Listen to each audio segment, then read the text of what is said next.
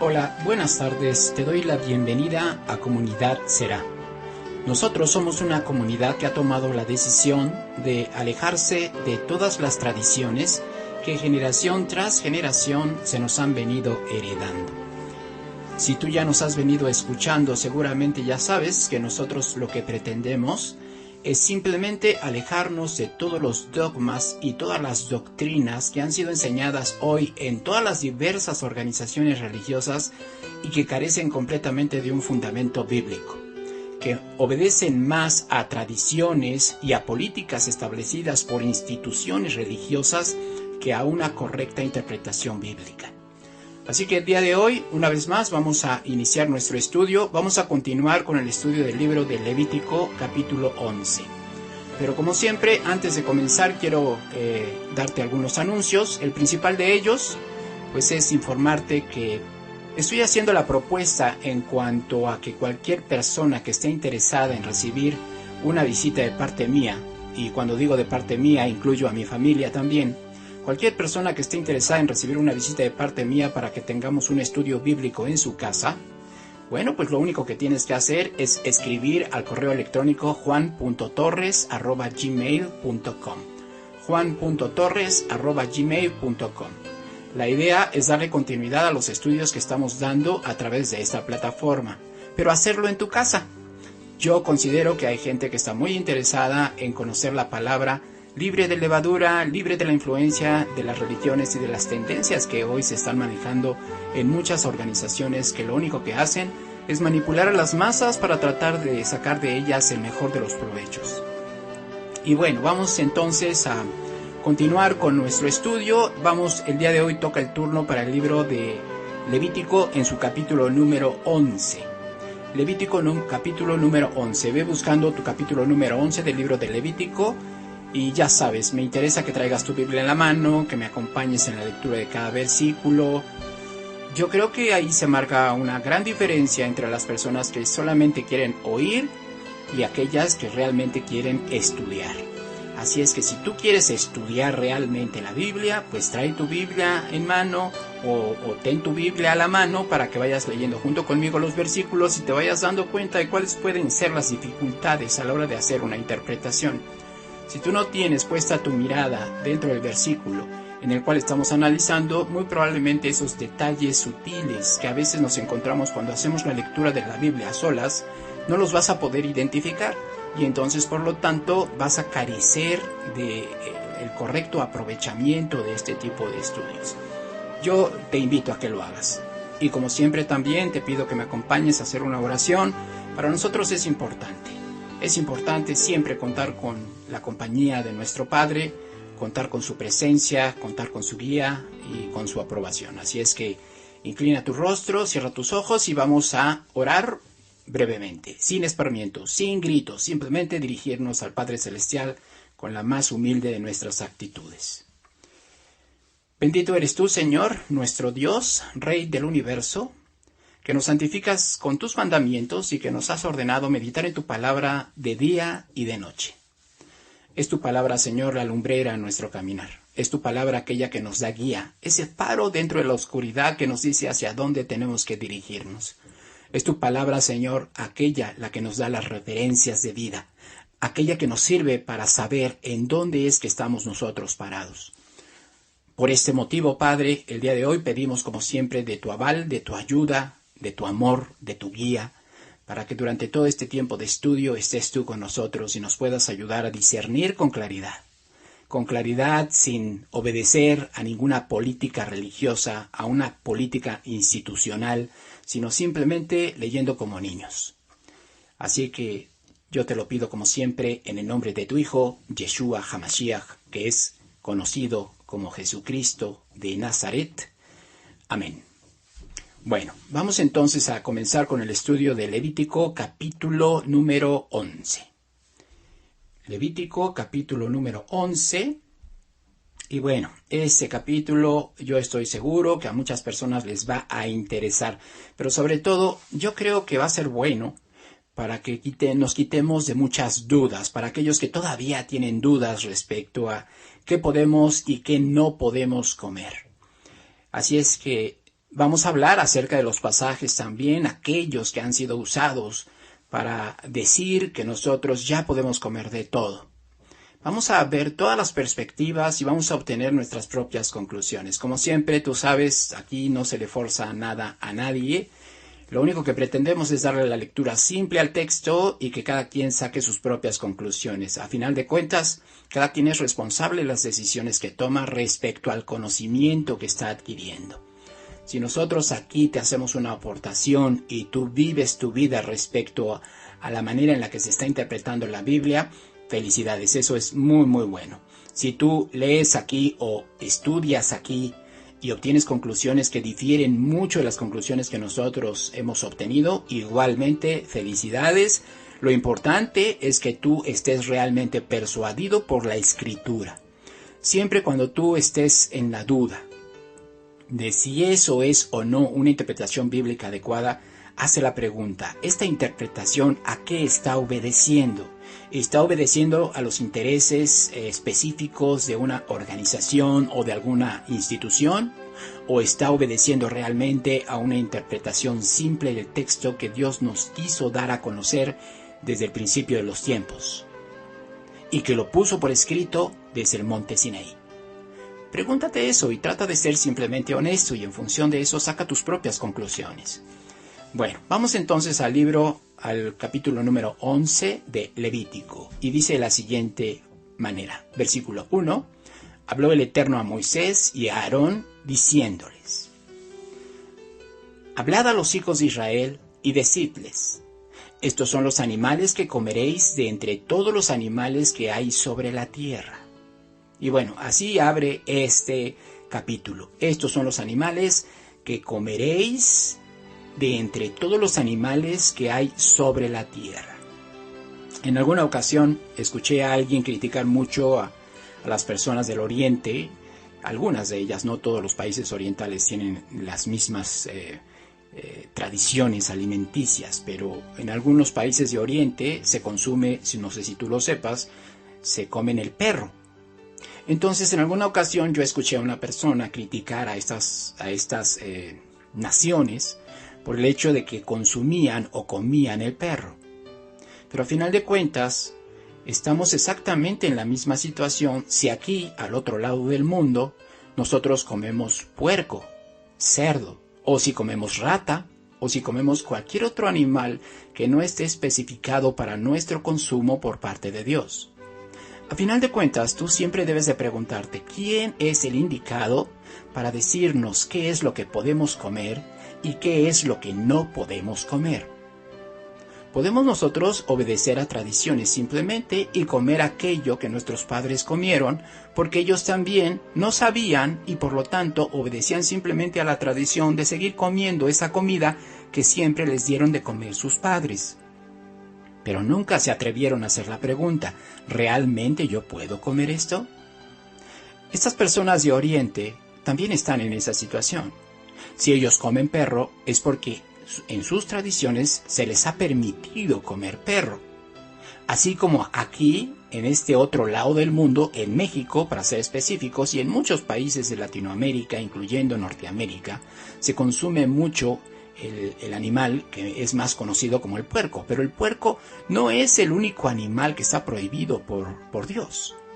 Ahora, siempre que tocamos este tema, surgen defensores acérrimos con respecto al asunto de que ellos sí pueden comer tal o cual alimento, tal o cual animal.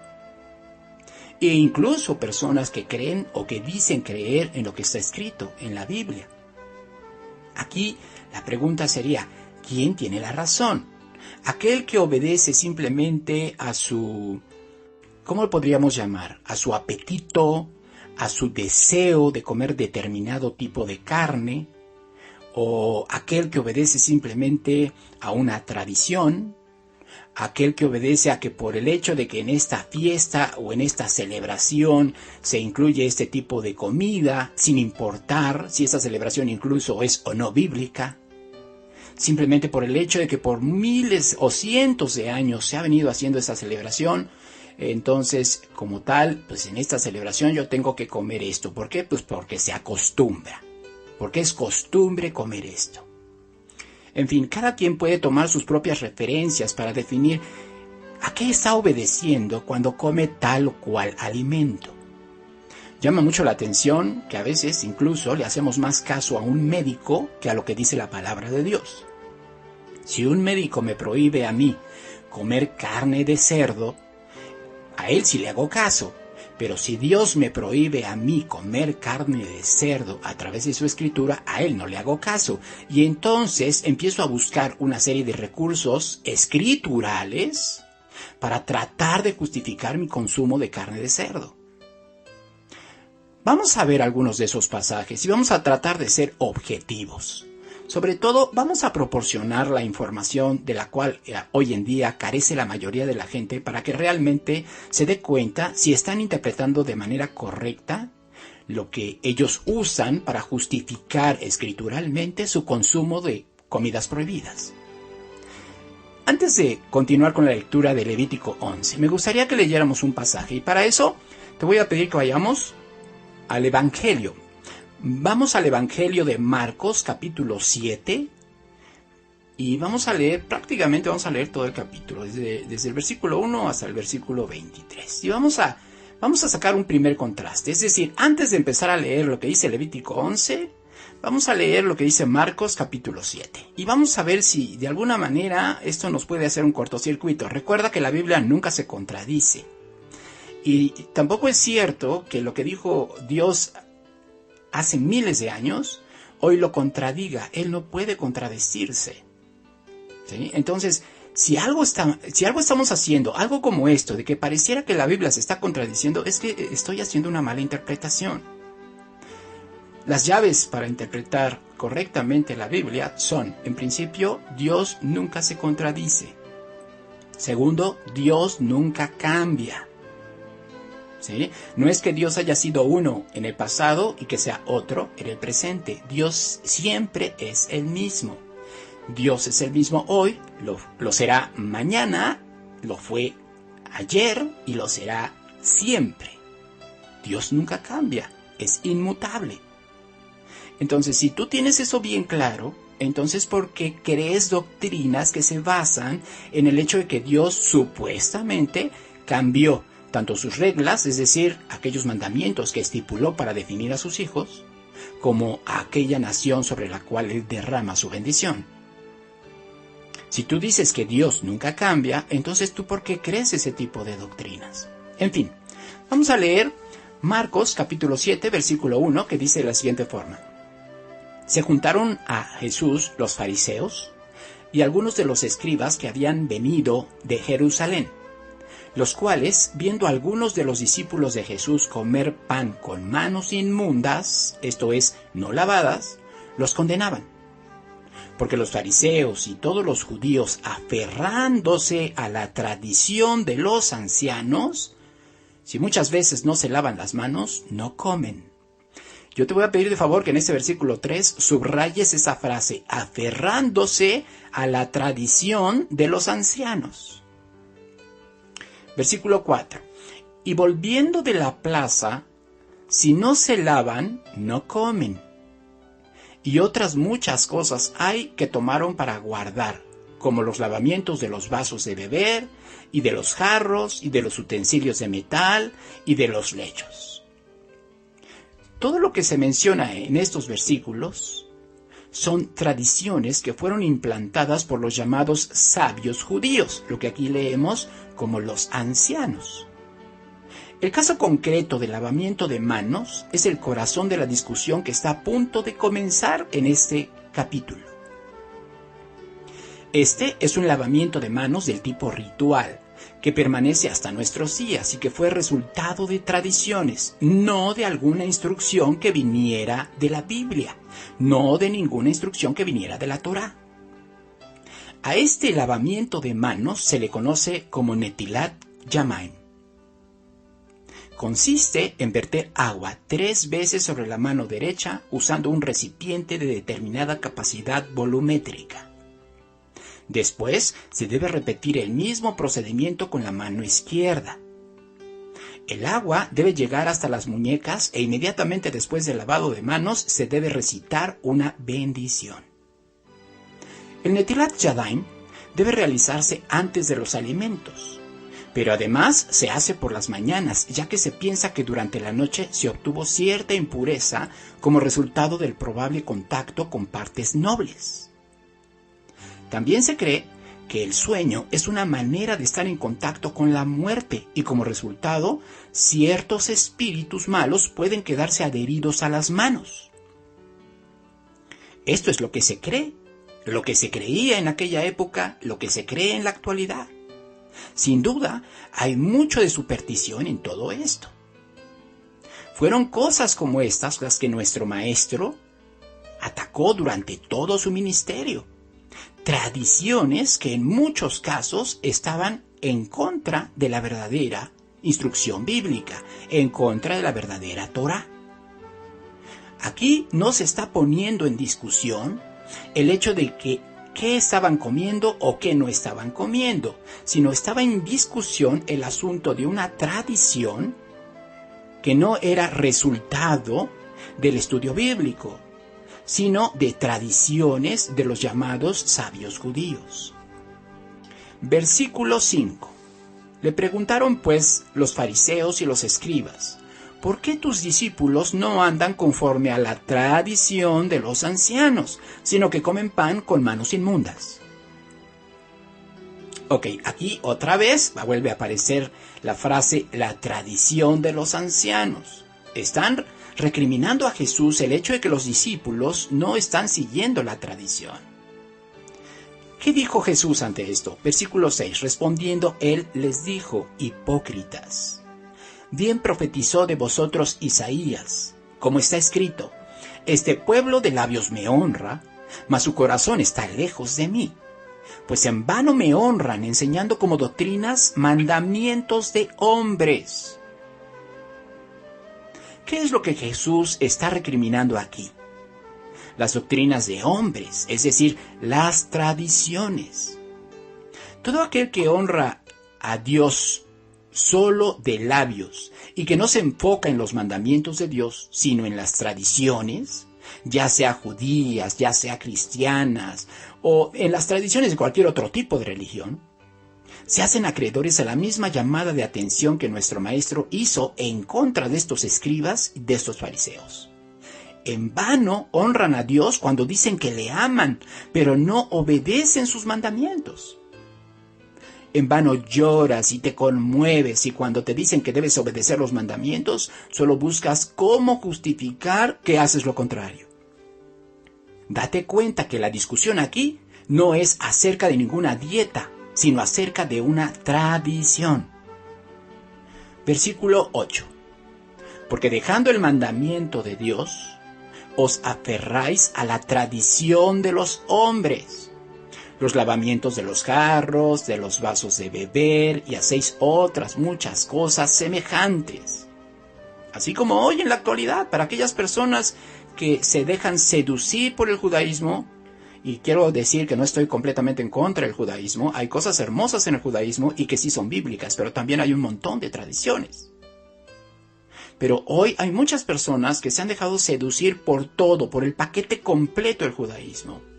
Lo que a nosotros nos tiene que interesar es el judaísmo de Jesús, el judaísmo de Yeshua, de ese Jesús judío que vivió en aquella época y que obedecía únicamente a las Escrituras.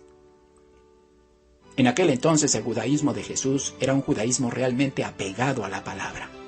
Y lo sigue siendo en la actualidad. El judaísmo de la actualidad, no el de Jesús, el judaísmo de la actualidad sí que está distorsionado. Tiene mucha levadura, así como existe mucha levadura en muchas otras religiones. Es nuestro deber ser meticulosos a la hora de definir qué es aquello en lo cual yo estoy ajustando mi vida. Versículo 9. Les decía también, bien invalidáis el mandamiento de Dios para guardar vuestra tradición. Ahora, debo aclarar que no todas las tradiciones fueron atacadas por Jesús, solo aquellas que iban en detrimento de los preceptos de Dios establecidos en la Torá. Esto es lo peor que puede hacer una tradición, invalidar un mandamiento de Dios. Yo realmente te pido que reflexiones, que pienses, que medites. ¿Eso que te dicen en tu iglesia realmente está pegado a la Biblia o solo se trata de mandamientos de hombres, es decir, tradiciones? Ahora Jesús va a explicar cómo es que estaban invalidando los mandamientos del Eterno. Versículo 10. Porque Moisés dijo, honra a tu padre y a tu madre, y el que maldiga al padre o a la madre, muera irremisiblemente. Esto tú lo ves en Éxodo capítulo 21, versículo 17, y también lo ves en Levítico capítulo 20, versículo 9. Versículo 11. Pero vosotros decís, basta que diga un hombre al padre o a la madre, es corbán, que quiere decir mi ofrenda a Dios, todo aquello con que pudiera ayudarte. Y no le dejáis hacer más por su padre o por su madre, invalidando la palabra de Dios con vuestra tradición que habéis transmitido, y muchas cosas hacéis semejantes a estas. Este es un ejemplo bien claro. El mandamiento de Dios es honrar al padre y a la madre, pero para la época de Jesús, los líderes religiosos anteponían la ofrenda a Dios, que ya ni siquiera era ofrenda para Dios. Para este entonces, Dios ya había manifestado su rechazo contra las ofrendas que los judíos ofrecían debido a su falta de misericordia. Así que Jesús les dice, han anulado la ley de Dios sobre pretexto de recibir la ofrenda. Y termina por decirles, ustedes hacen muchas cosas semejantes a esto. Versículo 14. Y llamando así a toda la multitud, les dijo, oídme todos y entended. Nada hay fuera del hombre que entre en él que le pueda contaminar. Pero lo que sale de él, eso es lo que contamina al hombre. Y estos versículos son los que todo mundo hoy utiliza para justificar su consumo de todos esos animales que no debemos comer. Pero no olvidemos el contexto de la discusión. ¿Se está hablando de la dieta indicada por Dios? ¿Se está poniendo en tela de duda? No. De hecho, si a ti te han dicho que todas las leyes de dieta ya no aplican, eso es una enseñanza de hombres y no tiene nada de bíblico. Sin duda, Jesús amplió todavía más esta explicación, y seguramente lo hizo citando las leyes indicadas en la Torá, esto es, en los primeros 5 libros de la Biblia.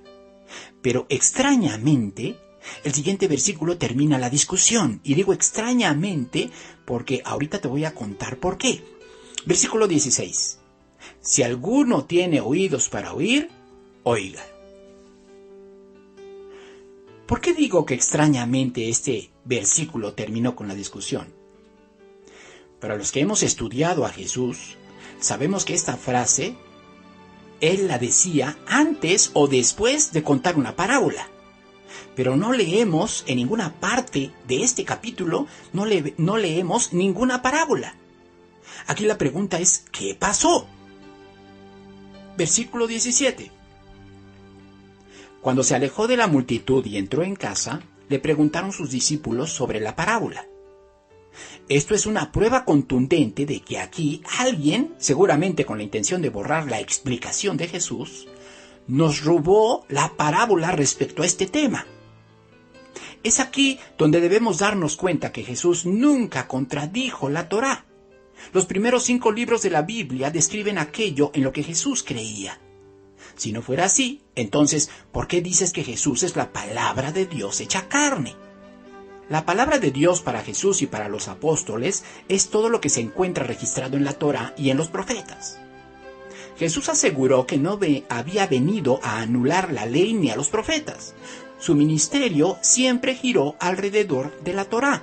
No vino a formar ninguna nueva religión, solo vino a confirmar lo que su Padre había dado desde el principio. Versículo 18. Él les dijo, ¿también vosotros estáis así sin entendimiento?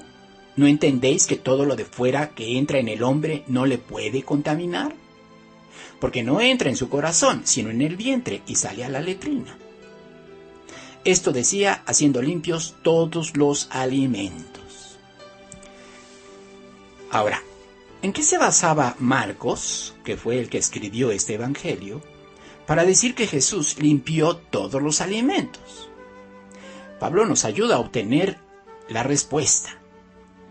No te voy a pedir que vayas, porque esto implica ir de aquí para allá, pero sí te voy a pedir que tomes nota. Primera de Timoteo 4:4 dice: porque todo lo que Dios creó es bueno, y nada es de desecharse, si se toma en acción de gracias, porque por la palabra de Dios y por la oración es santificado. Cuando Pablo dice por la palabra de Dios, ¿a qué crees tú que se está refiriendo? ¿Al Evangelio de Marcos? No, en ese entonces ni existía. ¿A qué se está refiriendo? Por la palabra de Dios es una referencia a todas las instrucciones que Dios, para la época de Jesús, para la época de Pablo y para la época de los apóstoles, ya había dado y que ya estaba por escrito. Así que, de acuerdo a 1 de Timoteo 4:4, ¿sí? Podemos comer de todo aquello que ha sido santificado por la palabra de Dios. Es decir, no podemos comer nada que esté fuera de la palabra de Dios. Medita en esto. Realmente le pido a Dios que abra tu corazón y que verdaderamente empieces a cambiar tus hábitos alimenticios. Vamos a continuar con la lectura de este capítulo de Marcos. Versículo 20. Pero decía que lo que del hombre sale, eso contamina al hombre, porque de dentro del corazón de los hombres salen malos pensamientos, los adulterios, las fornicaciones, los homicidios, los hurtos, las avaricias, las maldades, el engaño, la lascivia, la envidia, la maledicencia, la soberbia, la insensatez. Todas estas maldades de dentro salen y contaminan al hombre. Ahora, esta manera en la que Jesús remata su explicación confirma todo lo que sabemos de Jesús. ¿En qué parte de la Biblia se dice que los malos pensamientos, los adulterios, los homicidios, los hurtos, las maldades, etcétera, etcétera, etcétera, son las que contaminan al hombre? ¿Dónde crees tú? ¿En la Torá? Jesús no enseñó nunca nada, otra cosa diferente a la Torá.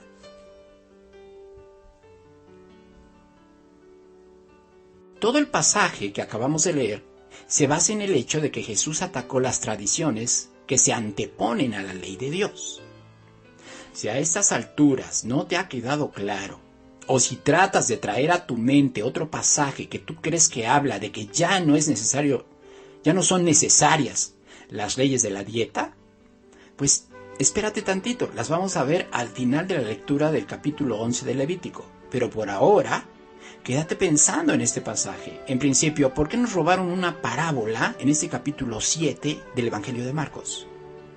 Seguramente porque en esa parábola Jesús ponía bien en claro qué es aquello en lo que creía. Las evidencias ya las tienes ahí en tu mano. Ahora, tú decides qué crees que sea lo correcto. Y nosotros vamos a regresar entonces a Levítico. Vamos a continuar con el versículo número 3. Dice: de entre los animales, todo el que tiene pezuña hendida y que rumia, este comeréis. Esto quiere decir que podemos comer de los animales que tienen su pezuña partida en dos y que además rumian. Rumiar es el acto de masticar los alimentos por segunda vez. Para masticarlos por segunda vez es necesario traerlos de regreso, ya que se encontraban en el estómago, después de haber sido masticados por primera vez. Esto solamente es posible para los animales herbívoros que poseen una anatomía muy especial en su estómago, integrado por cavidades. Cuando mastican por primera vez, se tragan el alimento y éste llega al estómago en su primera cavidad. Dentro del estómago, el alimento pasa a una segunda cavidad, desde donde es enviado de regreso a través del esófago para ser masticado por segunda ocasión. Después de haber sido masticado por segunda ocasión, entonces regresa al estómago, pero esta vez llega a una tercera cavidad. Esto también nos habla mucho de las maravillas de la cadena alimenticia. Los animales rumiantes obtienen la mayor cantidad de energía que es posible obtener del reino vegetal, rumiando de esta manera. Cuando los comemos, estamos obteniendo esta misma energía a manera de nutrientes y de proteínas. Versículo número 4.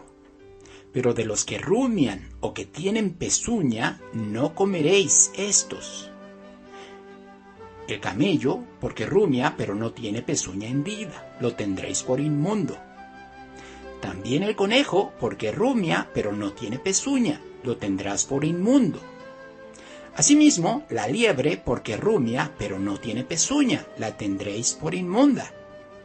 También el cerdo, porque tiene pezuñas, y es de pezuñas hendidas, pero no rumia, lo tendréis por inmundo. De la carne de ellos no comeréis, ni tocaréis su cuerpo muerto, los tendréis por inmundos. Esto quiere decir que solo podemos comer los animales como vacas, ovejas, cabras y ciervos, así como sus crías. El resto no podemos comerlos. Aquí se menciona el camello, el conejo, la liebre y el cerdo. Ahora, sabemos que la lista de animales inmundos es mucho más grande que esta. También están incluidos dentro de los animales que no podemos comer el caballo, el burro, las ardillas, los osos, los perros, los gatos, las ratas, etcétera, etcétera, etcétera. Notemos también que el versículo 8 nos dice que incluso no podemos ni siquiera tocar los cuerpos muertos. Recordemos, ahora que hemos profundizado en el estudio del Levítico, recordemos que el contacto con cadáveres de animales inmundos muertos produce impureza espiritual. También recordemos que esta impureza exponía a las personas a la posibilidad de cometer pecado, pero solo si participaban de alguna ofrenda hecha al Eterno. Para los sacerdotes era diferente. Ellos debían abstenerse completamente de tocar cadáver de animal inmundo y de personas, ya que ellos invariablemente servían en el tabernáculo. Pero no estamos hablando de comer, estamos hablando de tocar. Comer lleva otro castigo. Versículo 9. Esto comeréis de todos los animales que viven en las aguas, todos los que tienen aletas y escamas en las aguas del mar y en los ríos, esto comeréis. Pero todos los que no tienen aletas ni escamas en el mar y en los ríos, así de todo lo que se mueve como de toda cosa viviente que está en las aguas, los tendréis en abominación. Os serán pues abominación, de su carne no comeréis y abominaréis sus cuerpos muertos.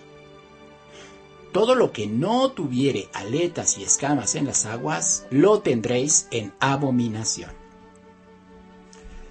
Dos requisitos deben cumplirse para definir los animales que sí podemos comer del mar. Deben tener aletas y deben tener escamas. Si solo posee una de estas características, entonces debe ser considerado como abominación, para que no sea considerado como comida para nosotros. Un ejemplo de ello, no podemos comer delfín. Aptos para comer son los salmones, el atún, el lucio, la platija, la carpa, los arenques, mientras que no lo son el siluro, el esturión, los peces espada, la langosta, los crustáceos, los cangrejos, los ostiones, los camarones y todos los mamíferos del agua. Versículo número 13. Y de las aves, estas tendréis en abominación. No se comerán, serán abominación, el águila, el quebrantahuesos, el azor, el gallinazo, el milano, según su especie, todo cuervo, según su especie, el avestruz, la lechuza, la gaviota, el gavilán, según su especie, el búho, el somormujo, el ibis, el calamón, el pelícano, el buitre, la cigüeña, la garza, según su especie, la abubilla y el murciélago. Notemos que para los animales terrestres se nos dieron dos características que nos ayudan a identificar a los animales limpios. Esas dos características eran que tenían que tener pezuña hendida y que debían ser rumiantes. En el caso de los animales del mar, también se nos dieron dos características para identificar con claridad lo que es apto para ser considerado como alimento para nosotros. Debían tener aletas y además debían tener escamas. Pero en el caso de las aves no se nos dan características, sino que se nos especifica cada una de las especies prohibidas. Démonos cuenta que se nos mencionan 20 especies de aves y la generalidad es que se trata de aves rapaces y carroñeras. Esto quiere decir que las aves domésticas son aptas para integrarse a nuestra dieta. Estos son los pollos, los gallos, las gallinas, los pavos, los patos, los gansos, las palomas, etc. Versículo 20. Todo insecto alado que anduviere sobre 4 patas tendréis en abominación. Pero esto comeréis de todo insecto alado que anda sobre 4 patas, que tuviere piernas además de sus patas para saltar con ellas sobre la tierra. Estos comeréis de ellos, la langosta según su especie, el langostín según su especie, el argol según su especie y el agab según su especie. Todo insecto alado que tenga 4 patas tendréis en abominación. Lo que leemos como insecto alado solo es una aproximación al español y no corresponde exactamente al texto hebreo. A lo que el texto hebreo se refiere es a una especie de animal rastrero pero que tiene alas. ¿Por qué decimos que la palabra insecto no corresponde a una traducción fidedigna? Porque los insectos tienen más de 4 patas. Si tú buscas en un diccionario, te darás cuenta que parte de la definición de insecto tiene que ver con que tienen 3 pares de patas, es decir, 6 patas. De acuerdo a lo que acabamos de leer, para este tipo de insectos, entre comillas, se deben cumplir 2 requisitos para definir a los que no son aptos para nuestra ingesta. Deben tener alas y 4 patas. Debemos notar que los versículos 21 y 22 hacen algunas excepciones en cuanto a alados con 4 patas. Dice que además de sus 4 patas debe tener piernas para saltar. Se menciona específicamente a las langostas. Sí, las langostas que se mencionan como una de las 10 plagas que Dios usó para liberar a su pueblo de Egipto, son aptas para nuestra ingesta. Quizá los conozcamos mejor como saltamontes. Vale la pena mencionar que este tipo de alados se alimentan principalmente de vegetales. Esto nos puede ayudar a comprender el por qué Dios nos permite comer de ellos.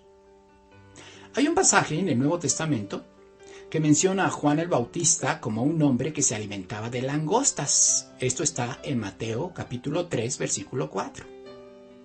Así que para Juan el Bautista era muy importante mantenerse puro siguiendo las instrucciones de Dios en cuanto a su dieta alimenticia, tal como lo debe ser para nosotros en la actualidad.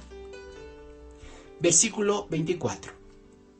Y por estas cosas seréis inmundos. Cualquiera que tocare sus cuerpos muertos será inmundo hasta la noche. Y cualquiera que llevare algo de sus cadáveres lavará sus vestidos y será inmundo hasta la noche. Ya se nos había mencionado en este mismo libro de Levítico, en el capítulo 5, versículo 2, y también en el capítulo 7, versículo 21, que tocar el cadáver de un animal inmundo produce inmundicia, es decir, un tipo de impureza espiritual. Esos versículos nos dicen ahora la duración de esa inmundicia. Duraba un día. Nos daremos cuenta, en la medida que avanzamos en el estudio de la Torá, que tocar el cadáver de un humano produce una impureza de 7 días. Después de esto, ya sea después de un día por tocar cadáver de animal inmundo o después de 7 días por tocar el cadáver de una persona, era necesario un baño de purificación, es decir, un baño llamado mikvé. Debemos notar que el versículo 25 nos dice que por tan solo tocar el cadáver del animal se debía esperar un día con su noche, además, por supuesto, de la correspondiente mikvé, para volver a ser limpio. Pero en el versículo 26 se nos habla del caso no de solo tocar, sino de llevar el cadáver. Esto tiene que ver con cargar, levantar o transportar el cadáver. Para ese caso, además de esperar el día completo y su correspondiente mikvé, también era necesario que se lavaran las ropas. Esto significa que el nivel de inmundicia por llevar el cadáver de un animal un animal inmundo, era más severo que por tan solo tocarlo. Versículo 26. Todo animal de pezuña, pero que no tiene pezuña hendida ni rumia, tendréis por inmundo, y cualquiera que los tocare será inmundo. Ya dijimos que aquí hay varios ejemplos, como el caballo, el burro, el cerdo, el camello, etcétera, etcétera. Versículo 27. Y de todos los animales que andan en 4 patas, tendréis por inmundo a cualquiera que ande sobre sus garras, y todo el que tocare sus cadáveres será inmundo hasta la noche. ¿Qué ejemplos podemos dar de animales que andan en 4 patas, pero sobre sus garras? Bueno, pues está el gato, el perro, los felinos en general, como lo son el tigre, el león, la pantera, etc. También el oso. En fin, creo que con esto ya tenemos una idea más clara de los animales inmundos para nosotros. Versículo 28. Y el que llevare sus cadáveres lavará sus vestidos y será inmundo hasta la noche. Los tendréis por inmundos. Y tendréis por inmundos a estos animales que se mueven sobre la tierra, la comadreja, el ratón, la rana, según su especie, el erizo, el cocodrilo, el lagarto, la lagartija y el camaleón. Estos tendréis por inmundos de entre los animales que se mueven, y cualquiera que los tocare cuando estuvieren muertos será inmundo hasta la noche. Y todo aquello sobre que cayere algo de ellos después de muertos será inmundo, sea cosa de madera, vestido, piel, saco, sea cualquier instrumento con que se trabaja, será metido en agua y quedará inmundo hasta la noche, entonces quedará limpio. Esto significa que si algo del cadáver de un animal inmundo toca cualquier cosa, eso que toque será inmundo. Para recuperar la limpieza de esto, se debe lavar en agua, otra vez, el famoso mikvé, y esperar hasta el día siguiente para que se recuperara un estado de pureza. Versículo 33. Toda vasija de barro dentro de la cual cayere alguno de ellos será inmunda, así como todo lo que estuviere en ella, y quebraréis la vasija. Una vasija de barro no puede recuperar su estado de limpieza, por esto tenía que ser quebrada y desechada. Versículo 34. Todo alimento que se come sobre el cual cayere el agua de tales vasijas será inmundo, y toda bebida que hubiere en esas vasijas será inmunda. Este versículo habla de una vasija de barro que ya se encuentra impura. Si esta vasija tiene agua y se mete cualquier alimento, este se volverá impuro. Versículo 35. Todo aquello sobre que cayere algo del cadáver, de ellos será inmundo. El horno u hornillos se derribarán, son inmundos, y por inmundos los tendréis. Este tipo de hornos estaban hechos de barro, lo cual los hacía susceptibles de ser contaminados con el cadáver de animales inmundos. Esto era suficiente motivo para derribar este tipo de hornos, ya que el barro no podía ser purificado. Si por alguna razón estos hornos no eran derribados, se tenían que seguir considerando inmundos mientras estuvieran en pie. Por eso el versículo termina con la frase, por inmundo los tendréis, a pesar de que ya se había ordenado derribarlos. Versículo 36. Con todo, la fuente y la cisterna donde se recogen aguas serán limpias, mas lo que hubiere tocado en los cadáveres será inmundo. Ok, este versículo, particularmente cuando no se tiene la instrucción, como que no se le halla la interpretación. Pero realmente aquí, lo que leemos como fuente o cisterna, no debemos entenderlo en su contexto actual, ya que tanto las fuentes como las cisternas son edificaciones actuales que están alejadas de lo que este versículo nos quiere enseñar. El hebreo se refiere más a un tipo de manantial y a una fosa de concentración de aguas. Este versículo nos va a arrojar un poco de luz respecto al estado de pureza natural que posee nuestro hábitat, aquel que es natural. Toda la Tierra, refiriéndonos a nuestro planeta en su contexto ecológico, toda la tierra no es susceptible de convertirse en inmunda. Todo lo que está adherido a la tierra de manera natural tampoco se puede volver inmundo.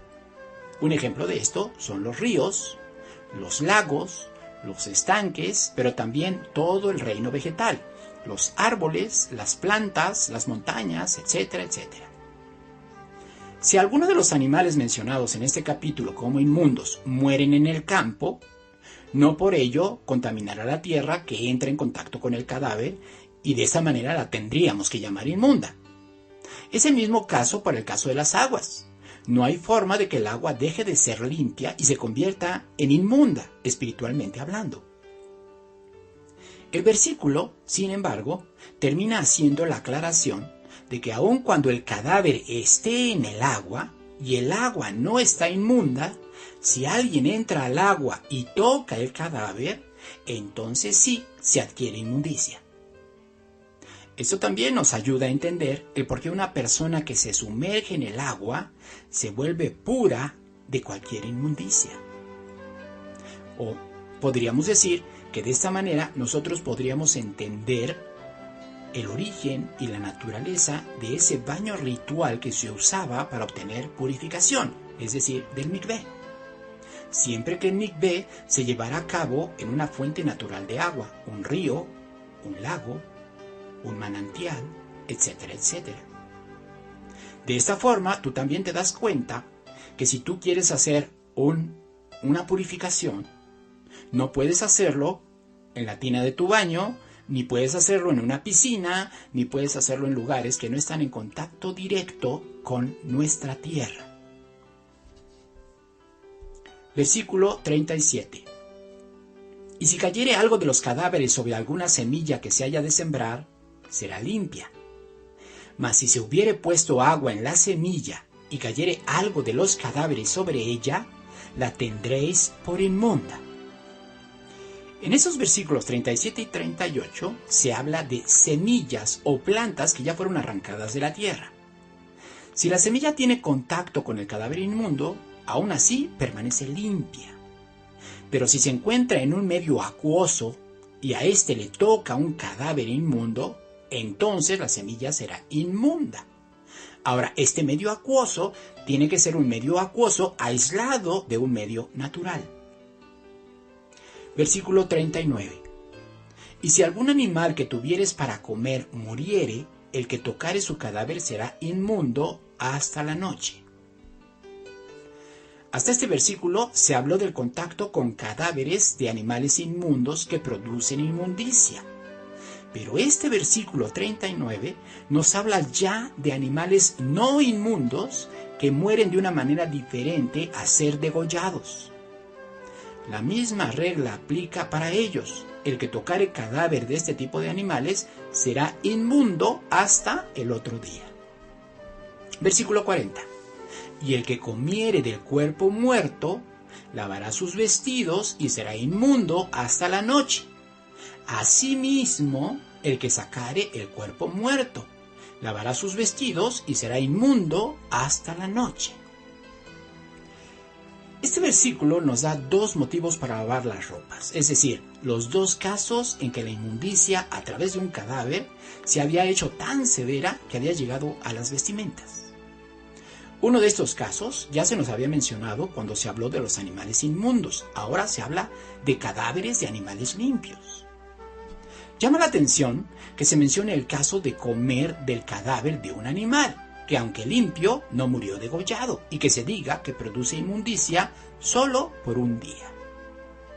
Esto nos dice que si el animal no murió degollado y a pesar de ello lo comemos, podemos hacerlo, pero debemos estar conscientes que esto trae impureza espiritual a nuestra vida y que lo seremos hasta un día después de la ingesta.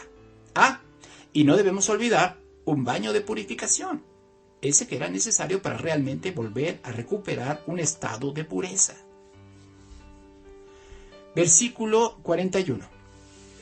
Y todo reptil que se arrastra sobre la tierra es abominación, no se comerá. Todo lo que anda sobre el pecho y todo lo que anda sobre 4 o más patas, de todo animal que se arrastra sobre la tierra, no lo comeréis porque es abominación. No hagáis abominables vuestras personas con ningún animal que se arrastra, ni os contaminéis con ellos, ni seáis inmundos por ellos. Para todos aquellos que presumen de comer comidas exóticas, ante Dios, comer serpientes no es motivo, o no debería de ser motivo de jactancia. Versículo 44. Porque yo soy el eterno vuestro Dios, vosotros por tanto os santificaréis y seréis santos, porque yo soy santo. Así que no contaminéis vuestras personas con ningún animal que se arrastra sobre la tierra. Porque yo soy el eterno que os hago subir de la tierra de Egipto para ser vuestro Dios. Seréis pues santos, porque yo soy santo. Ese llamado a la santidad por parte de Dios se hace en un contexto de lo que se puede comer y de lo que no se puede comer. Cada uno es responsable de lo que decidimos llevar a nuestras bocas. Aquí aplica el refrán que dice que somos lo que comemos. Esta es una decisión personal de cada persona. Y si tú dices que Jesús santificó todos los alimentos, es cierto, los santificó, pero todos aquellos que por la palabra ya habían sido santificados.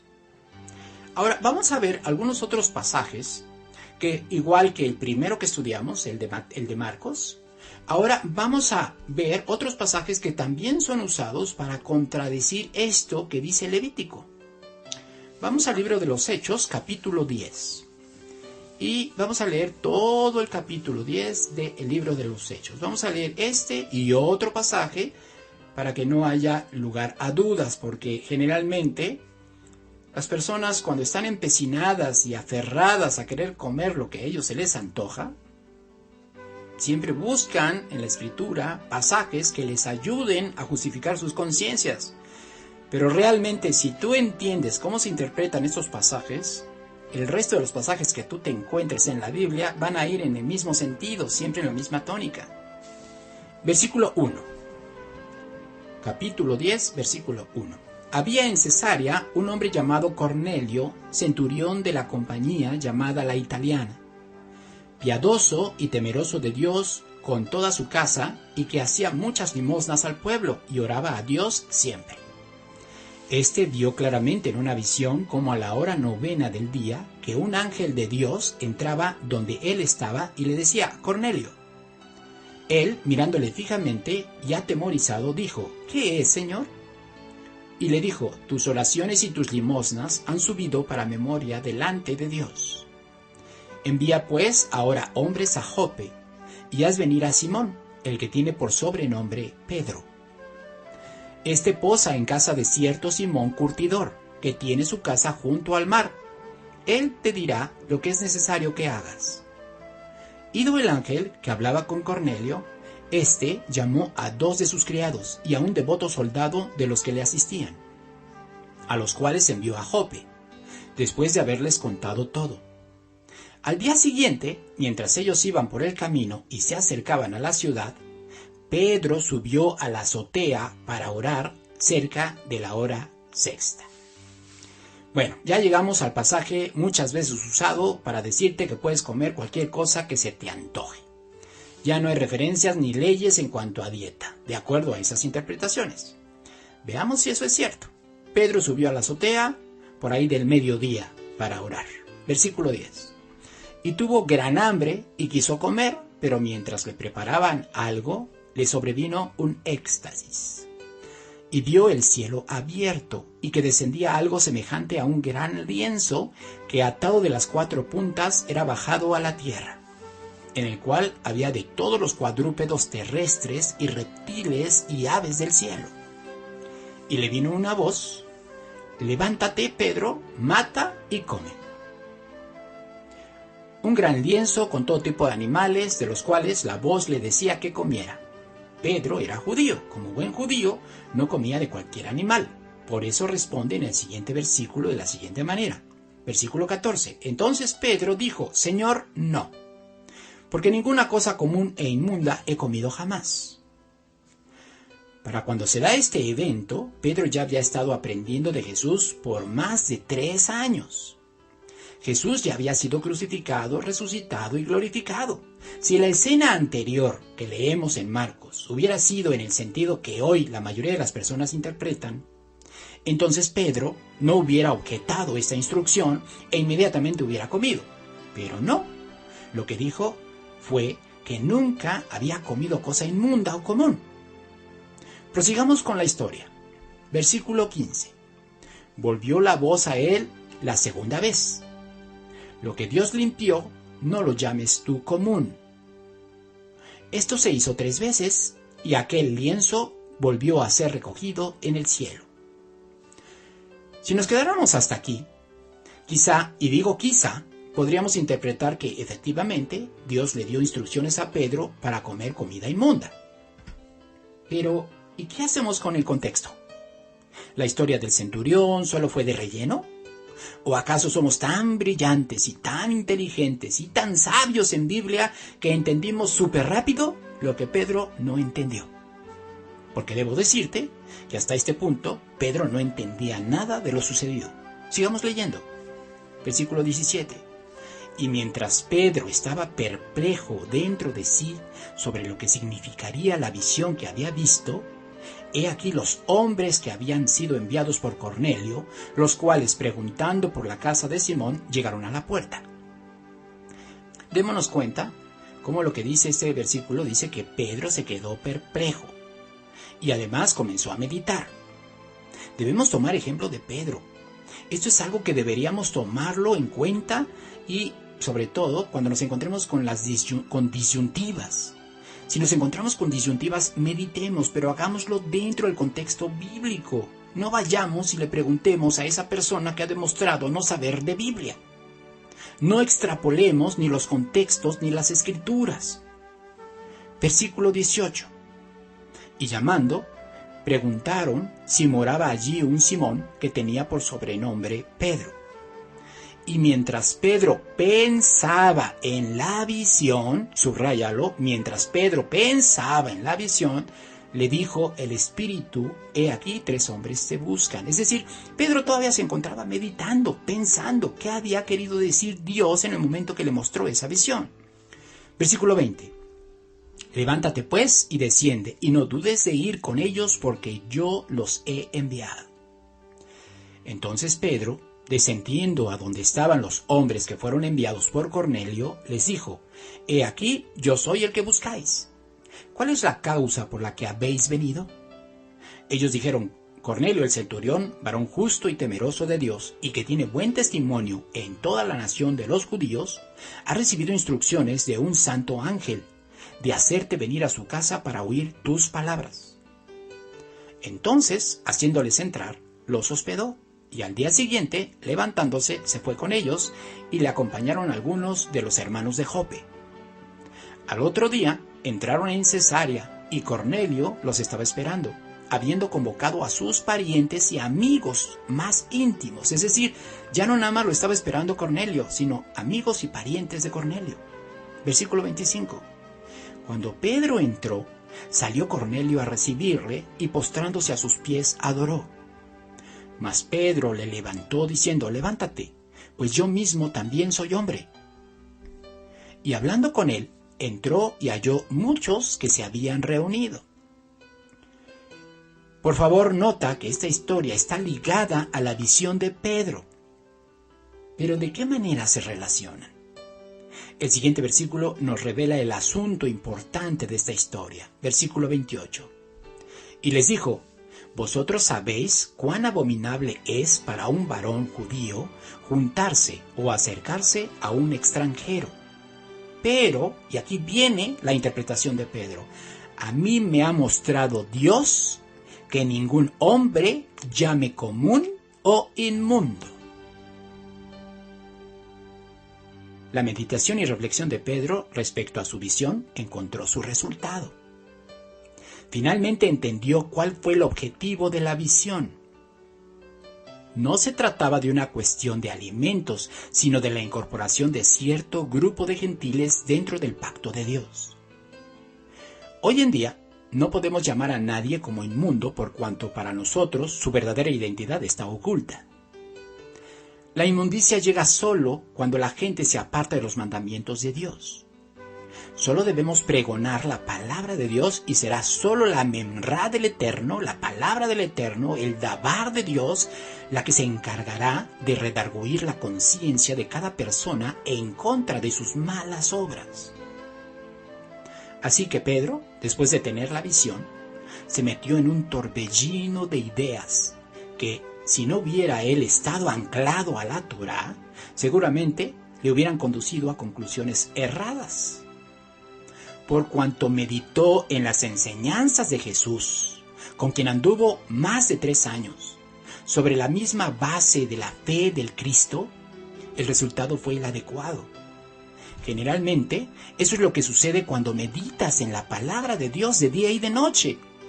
No pasa lo mismo cuando meditas en las enseñanzas de hombres de día y de noche. Mejor medita en la Torá, en la palabra de Dios, en aquello que vino Jesús a enseñar. Esa es la garantía que no te permitirá irte hacia la superstición, hacia las fábulas y hacia todo tipo de doctrinas engañadoras. Ahora, quizá te preguntes, ¿cómo sabemos que la interpretación de Pedro respecto a su visión fue la correcta? Sigamos leyendo. Versículo 29. Por lo cual, al ser llamado, vine sin replicar. Así que pregunto, ¿por qué causa me habéis hecho venir? Entonces Cornelio dijo, hace 4 días que a esta hora yo estaba en ayunas y a la hora 9, mientras oraba en mi casa, vi que se puso delante de mí un varón con vestido resplandeciente y dijo, Cornelio, tu oración ha sido oída y tus limosnas han sido recordadas delante de Dios. Envía pues a Jope y haz venir a Simón, el que tiene por sobrenombre Pedro, el cual mora en casa de Simón, un curtidor junto al mar, y cuando llegue, él te hablará. Así que luego envié por ti, y tú has hecho bien en venir. Ahora pues, todos nosotros estamos aquí en la presencia de Dios para oír todo lo que Dios te ha mandado. Entonces Pedro, abriendo la boca, dijo, en verdad comprendo que Dios no hace acepción de personas, sino que en toda nación se agrada del que le teme y hace justicia. Dios envió mensaje a los hijos de Israel, anunciando el evangelio de la paz por medio de Jesucristo. Este es Señor de todos. Vosotros sabéis lo que se divulgó por toda Judea, comenzando desde Galilea, después del bautismo que predicó Juan. Cómo Dios ungió con el Espíritu Santo y con poder a Jesús de Nazaret. Y cómo éste anduvo haciendo bienes y sanando a todos los oprimidos por el diablo, porque Dios estaba con él. Y nosotros somos testigos de todas las cosas que Jesús hizo en la tierra de Judea y en Jerusalén, a quien mataron colgándole en un madero. A éste levantó Dios al tercer día, e hizo que se manifestase, no a todo el pueblo, sino a los testigos que Dios había ordenado de antemano, a nosotros que comimos y bebimos con él después que resucitó de los muertos. Y nos mandó que predicásemos al pueblo y testificásemos que él es el que Dios ha puesto por juez de vivos y muertos. De éste dan testimonio todos los profetas, y todos los que en él creyeren recibirán perdón de pecados por su nombre. Mientras aún hablaba Pedro estas palabras, el Espíritu Santo cayó sobre todos los que oían el discurso. Y los fieles de la circuncisión que habían venido con Pedro se quedaron atónitos de que también sobre los gentiles se derramase el don del Espíritu Santo, porque los oían que hablaban en lenguas y que magnificaban a Dios. Entonces respondió Pedro, ¿puede acaso alguno impedir el agua para que no sean bautizados estos que han recibido el Espíritu Santo también como nosotros? Y mandó bautizarles en el nombre del Señor Jesús. Entonces le rogaron que se quedase por algunos días. La confirmación de que Pedro interpretó correctamente su visión fue la llegada del Espíritu de Dios a los gentiles. Este fue un evento histórico. Hasta este momento, en ninguna parte de la historia humana, el Espíritu del Eterno había descansado sobre gentiles. Pero a partir de esta experiencia de Pedro, Dios estaba guiando a los apóstoles a predicar a todos los gentiles. En estos tiempos, Dios se está revelando de gran manera, dejando saber a ministerios modestos gran parte de su verdad. El misterio revelado de las dos casas nos permite entender que esos gentiles que aparecen en el Nuevo Testamento realmente fueron el resultado de la asimilación de la casa de Israel alrededor del mundo. En aquel entonces, así como al día de hoy, todas las ovejas de la casa de Israel se encuentran dispersas en medio de la cautividad en las naciones. Muchos ya hemos despertado, descubriendo nuestra verdadera identidad. Y es de esta manera como nos damos cuenta que la historia del hijo pródigo de la que habló Jesús se refiere a todo el grupo de personas que alguna vez estuvimos en la casa del Padre, pero que nos fuimos por el mundo a malgastar nuestra preciosa herencia. Si te descubres a ti mismo comiendo comida de cerdos y te das cuenta que no tienes nada que hacer allí, cuando en la casa de tu Padre hasta el menor de los siervos vive mejor que tú, entonces regresa. Termina por entender que esta historia, que en alguna ocasión te vendieron para indicarte que puedes comer lo que Dios te ha prohibido, solo fue una treta del enemigo para alejarte de tu origen. Si el día de hoy ese estudio sirve para que al menos tan solo una de las ovejas perdidas de la casa de Israel regrese a casa, con eso este estudio habrá cumplido con su objetivo. Así que la visión de Pedro no tuvo nada que ver con comida, ¿verdad? Por favor, medita alrededor de todo esto. Y la última referencia que vamos a ver, igualmente con este tema, es Romanos capítulo 14. Vámonos a Romanos capítulo 14. Este estudio se ha alargado un poco, pero creo que vale la pena dada la importancia de lo que estamos platicando el día de hoy. Entonces vamos a la última referencia. Romanos 14 y comenzamos a partir del versículo 1. Recibir al débil en la fe, pero no para contender sobre opiniones. Realmente es asombroso cómo es que pasajes que persiguen un objetivo diferente, el día de hoy han sido completamente tergiversados, deformados, retorcidos. Desafortunadamente, todo esto ha repercutido en el hecho de que hoy la mayoría de las personas se encuentran alejadas de Dios, el único Dios verdadero. Este pasaje comienza por mencionar a personas que pueden ser catalogadas como débiles en la fe. Pablo da instrucciones a los romanos para que de cualquier manera los reciban, que los reciban en sus congregaciones para evitar cualquier tipo de contienda. Pero, ¿quiénes son esos a los que Pablo llama débiles en la fe? Sigamos leyendo, versículo 2. Porque uno cree que se ha de comer de todo, otro, que es débil, come legumbres. Pablo dice aquí que el débil en la fe solo come legumbres.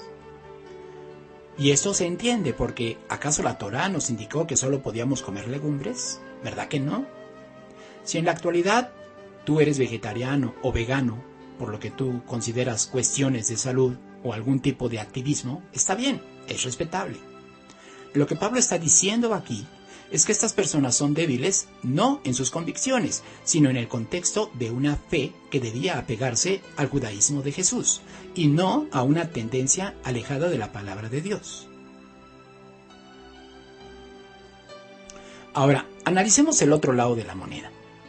Pablo dice que los que comen solo legumbres son débiles en la fe. Implícitamente está diciendo que aquellos que comen de todo son los fuertes en la fe, ¿no? Al menos esa es la interpretación que actualmente se le da a este pasaje. Lo que la mayoría de las personas pasan por alto es el hecho de que Pablo es judío. Como judío, y sobre todo como fariseo, la dieta de Pablo estaba basada en las instrucciones que da la Torá en cuanto a lo que es una alimentación limpia. Cuando Pablo dice comer de todo, se está refiriendo a ese todo que indica la Torá. Si tú razonas este pasaje en otro contexto diferente, seguramente es porque desconoces lo apegado que estaba Pablo a la palabra de Dios. Versículo 3. El que come, no menosprecie al que no come, y el que no come, no juzgue al que come, porque Dios le ha recibido. En ninguna parte de este pasaje se hace mención de comida inmunda, Solo se está contrastando el que come carne con el que solo come vegetales. Versículo 4. ¿Tú quién eres que juzgas al criado ajeno? Para su propio Señor está en pie, o cae, pero estará firme, porque poderoso es el Señor para hacerle estar firme. Pablo dice, si este criado cae por su tipo de alimentación a base de puros vegetales, entonces su Señor será responsable. Pero Pablo también dice, pero no caerá porque Dios puede hacerlo estar firme.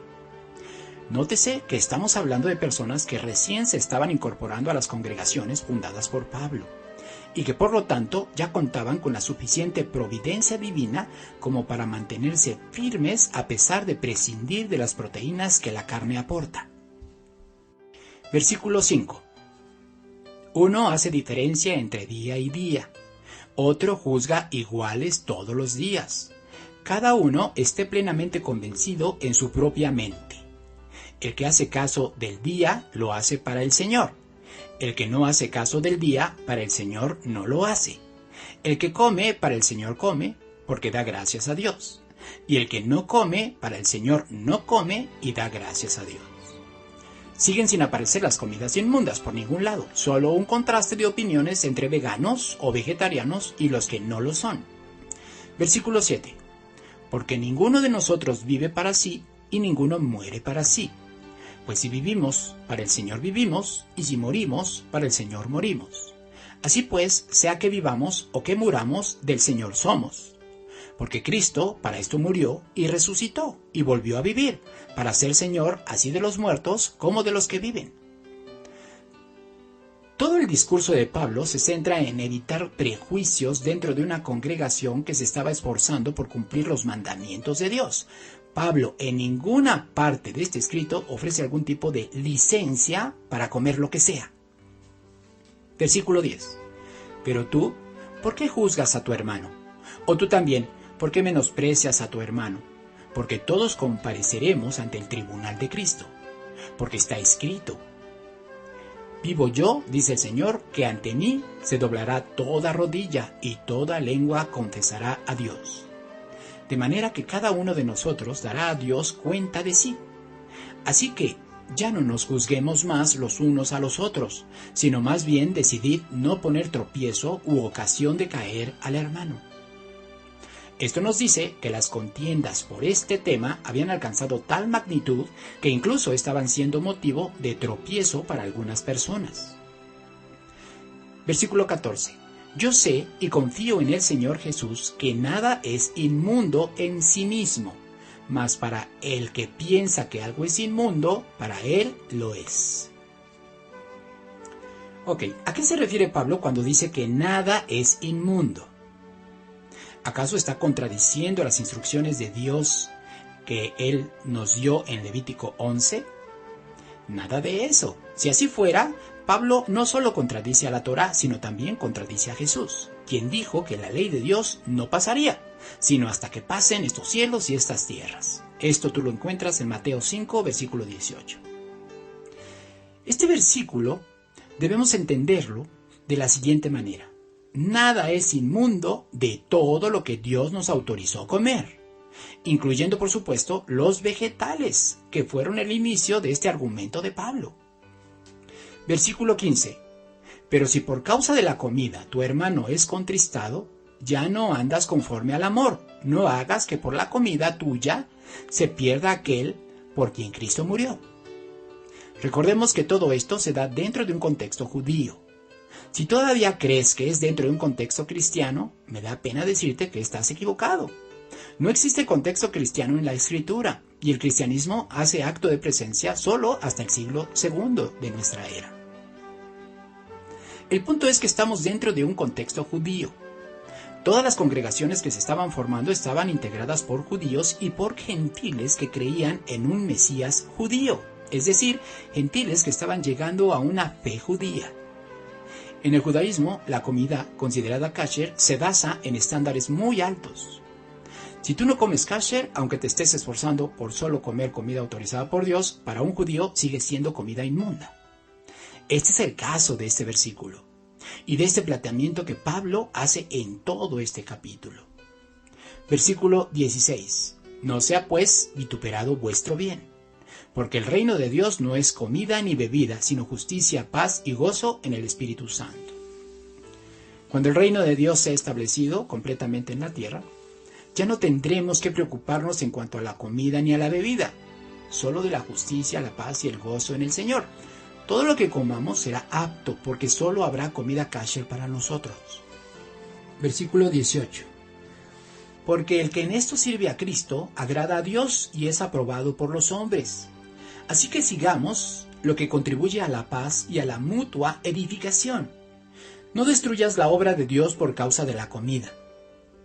Todas las cosas a la verdad son limpias, pero es malo que el hombre haga tropezar a otros con lo que come.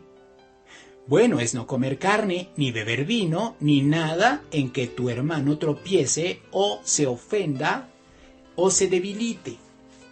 Fíjate, aquí, por si todavía tenemos dudas respecto a los planteamientos de Pablo, él cierra la idea haciendo la aclaración de que todas las cosas son limpias.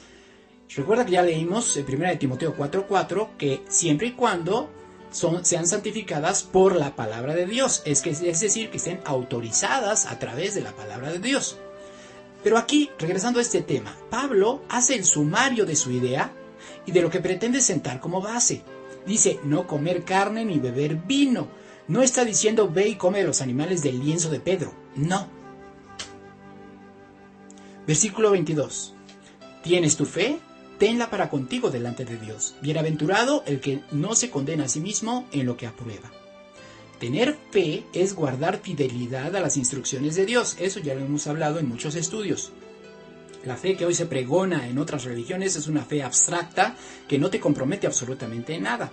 Pero la fe bíblica es aquella que te guía a obedecer los mandamientos de Dios, que te mantiene en un estado de fidelidad, siempre haciendo tu máximo esfuerzo para obedecer los mandamientos del Eterno. Así que tener fe es guardar fidelidad a las instrucciones de Dios. Si lo que comemos está permitido por Dios a través de su escritura, entonces puedes proceder a comer con confianza. Pero, ¿qué dice el versículo 23? Dice, pero el que duda sobre lo que come es condenado, porque no lo hace con fe. ¿Y qué dijimos que es fe? Fidelidad a los mandamientos. Y todo lo que no proviene de fe es pecado. No tener fe es estar en desacato con las instrucciones de nuestro Padre. Si tienes duda si un alimento está permitido por Dios o no, lo mejor es no comer. De lo contrario, es muy probable que cometas pecado. Recuerda que la definición de pecado, como dice 1 de Juan 3:4, pecado es transgredir la ley de Dios. Así que yo espero que con todo esto que hemos estudiado el día de hoy, realmente te quede claro que la ley en cuanto a los animales que podemos comer, en cuanto a la comida que podemos consumir, sigue vigente. Y para cerrar este concepto, ¿qué pasa si yo, en un momento dado, digo, bueno, yo voy a comer de esa comida, al fin y al cabo no creo que por eso vaya yo a perder la salvación o vaya yo a dejar de entrar en el reino de Dios? Es muy probable que así pienses. Bueno, pues te invito a que vayamos al último pasaje de este estudio, Isaías 66, y ahí nada más vamos a leer 3 versículos. Isaías 66, versículo 15 al 17. Isaías 66, versículo 15 al 17. Ok. ¿Realmente el comer comida prohibida me va a traer alguna consecuencia espiritual a futuro? Es decir, ¿pone en riesgo mi estadía en el reino de Dios? ¿Realmente lo pone en riesgo? ¿O acaso el que yo coma una comida de este tipo me considera como pagano? ¿Me pone en un lugar para ser considerado como pagano, como parte de las naciones? Vamos a leerlo. Isaías 66, Isaías 66, versículo 15. Dice, porque he aquí que el Eterno vendrá con fuego y sus carros como torbellino para descargar su ira, con furor y su reprensión con llama de fuego. Porque el Eterno juzgará con fuego y con su espada a todo hombre, y los muertos del Eterno serán multiplicados. Los que se santifican y los que se purifican en los huertos, unos tras otros, los que comen carne de cerdo y abominación, ratón, juntamente, serán talados, dice el Eterno. Grábate ese versículo. Los que comen carne de cerdo y abominación y ratón serán talados, es decir, serán cortados, es decir, no existirán. Sean santos, porque yo soy santo, dice el Eterno. Y comiencen por lo que llevan a su boca. Oremos. Padre Celestial, te damos muchas gracias, mi Señor, que hoy nos has recordado que tu palabra nunca pasa de moda, que tu palabra sigue vigente, que tu palabra debe permanecer en nuestra mente siempre como algo actual. Gracias, Padre, por recordarnos que nosotros hemos sido apartados para ti, que hemos sido santificados para ti con un propósito específico, especial. Sabemos, mi Señor, que hoy no podemos consumir de aquellos alimentos que tú nos has prohibido. Entendemos muchos de los preceptos que tú has ordenado y entendemos también por qué nos prohíbes comer de estos alimentos que nos traen no solamente impureza espiritual, sino además un detrimento en nuestra salud. Eres perfecto, Señor, en tu voluntad, y nosotros obedecemos por cuanto creemos que tu voluntad es la mejor para nosotros, es lo mejor para nosotros. Solamente apegados a tu voluntad es que nosotros podemos seguir avanzando hacia ti, alejarnos de un estado de inmundicia y llegar a un estado de pureza. Eso es lo que queremos, Señor, cada día dar un paso más. Si hoy nos has permitido dar un segundo paso, bendito seas, Señor.